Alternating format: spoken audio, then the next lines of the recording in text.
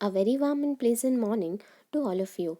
Today, I, Richa Parekh, am here to further continue with the subject of social science for the students of class 8th. My dear students, during the previous lecture, we completed unit number 2, that is environmental pollution.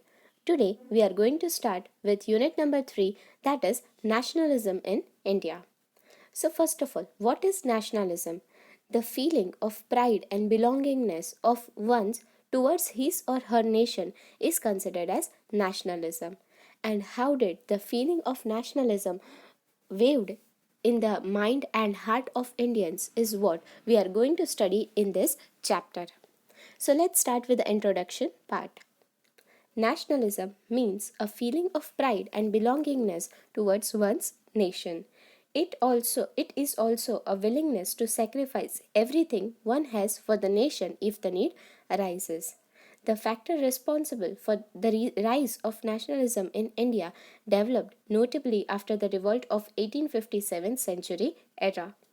So, what is nationalism? The feeling of pride and belongingness towards one's nation is nationalism, and when one is ready to sacrifice each and everything he or she has for his or her nation when the need arises is also the nationalism.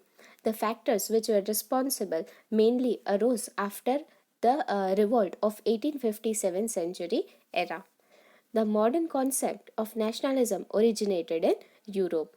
Various factors such as Renaissance, Reformation, the American and the French Revolt, unification of Italy and Germany, etc., played an important role in the propagation of nationalism in Europe. So, the concept of nationalism originated from Europe, and the factors such as Reformation, Revolution, unification of Italy and Germany played a very great role in spreading and in progressing the nationalism in Europe.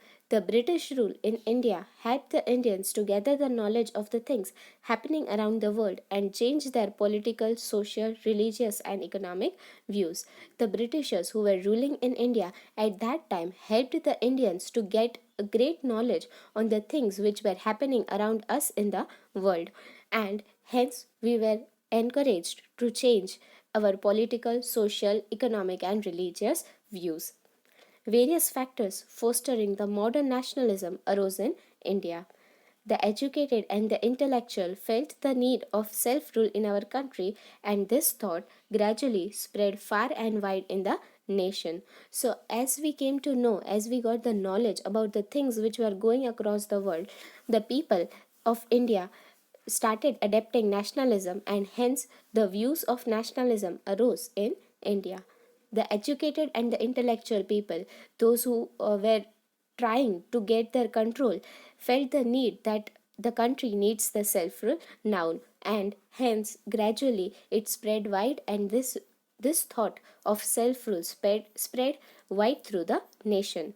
It was followed by the feeling of national unity, and we will study various factors that led to the rise in of nationalism in India. And finally, as the thought of the self rule spread across the nation, the feeling of national unity arose, and hence there were various factors which were responsible for the rise of nationalism, is what we are going to study now. Let's see first of all the political reasons. Before the British rule, our country lacked political unity. India was divided into big and small princely states. The Britishers defeated many kings and established direct or indirect rule over India. So, during the British rule and before the British rule, our country lacked political unity. That means there were no signs of political unity. India, a big country, was divided into small and big princely states. That means only the king were there in order to rule the small and big states. There was no a proper formation of India in the political map. The Britishers defeated many kings and established the direct or indirect control over all over the India.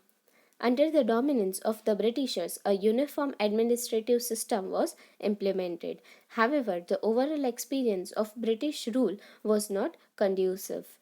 Besides, there were many other reasons that led to the protest against the British rule, and gradually this protest became more prominent and widespread. So after the Britishers started capturing or getting their direct or indirect rule over India, a uniform administrative system, that means a proper administrative system in all over the states, were implemented. And after this overall experience, the British rule was not conducive, that means it was not properly adopted by the people, and it was not exactly implemented in the way they wanted.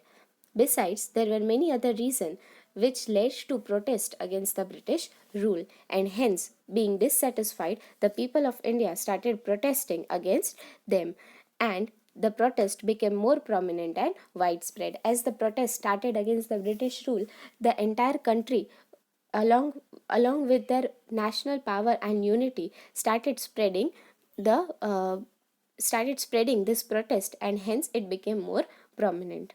So dear students, here we are at the end of this video. In the very next class, we are going to start with the economic reasons, that what were the economic reasons through which the people started and got together in order to fight against the Britishers. So till then, you have to go through the same from your textbook as a part of your homework, and stay safe at your home. Thank you.